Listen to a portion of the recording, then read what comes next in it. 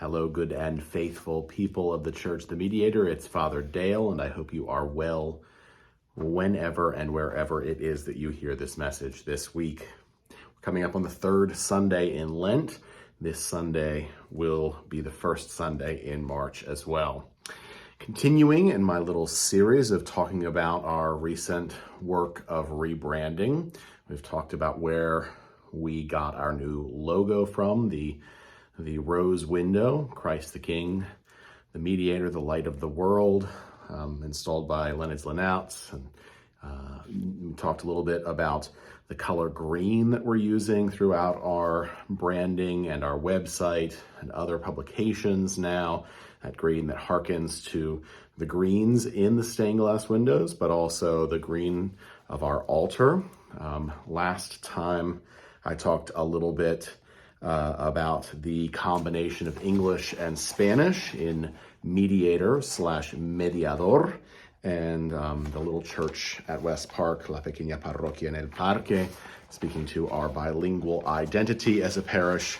Today I wanted to talk about our name, the Church of the Mediator. So, of course, you'll remember that at the end of the prayers of intercession in a Rite One Holy Eucharist, those who used to go to 8 a.m. when that was a service on Sundays, or those who grew up under the older prayer book, the 1928 prayer book, these prayers of intercession, the prayers of the people, ended, "Grant these our prayers, O Father, for Jesus Christ's sake, our only mediator and advocate." Those ancient words come down to us from, excerpted from parts of the Eucharistic prayer that was in the Book of Common Prayer starting in 1549.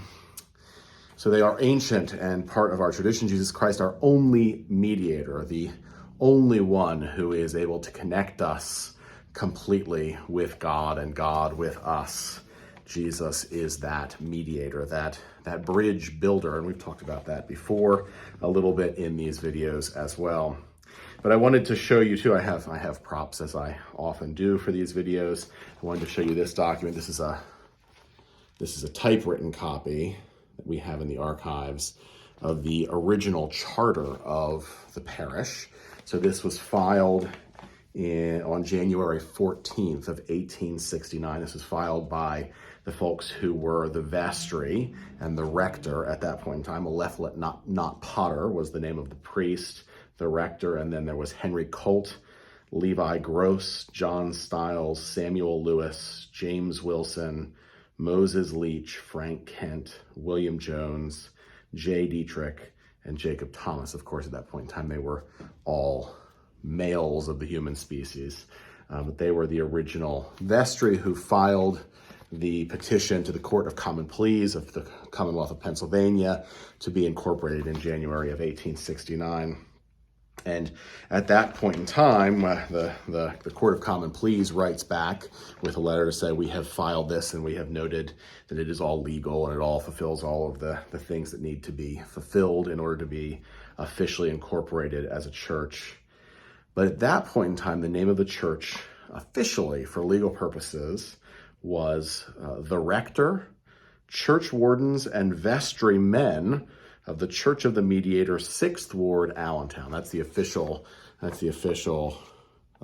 name. That's right up there. But by the 1920s, of course, the church had moved from the 6th Ward down on Front Street up here to the corner of West and West Turner. In the 1920s, they file a petition to the Court of Common Pleas after having gone through the vestry and an annual meeting of the parish and a convention of the diocese to request to remove 6th Ward from the official legal name of the parish. And so it becomes the Rector, Church Wardens, and Vestrymen of the Church of the Mediator, Allentown. It's a lot of words, as you know. Of course, we've updated it now. It's not Vestrymen, Vestrypersons, because we now, thanks be to God, allow all humans to be part of the governance of the church, not just those of the male persuasion of this species. But for branding purposes, oftentimes we kind of limit the number of words we use in a title. And many parishes now have been going towards something that is as easily rememberable as possible. Memorable is key, especially in the internet age, in the age where people pick up material and concepts in a very short time. Mediator is a unique name. There's only a handful of Episcopal parishes that are named for Jesus Christ, the mediator, our only mediator and advocate. Our name came, we were originally for a very brief time going to be a St. John's, I think it was, but then we were decided to be the Mediator after a parish in Philadelphia was named the Mediator.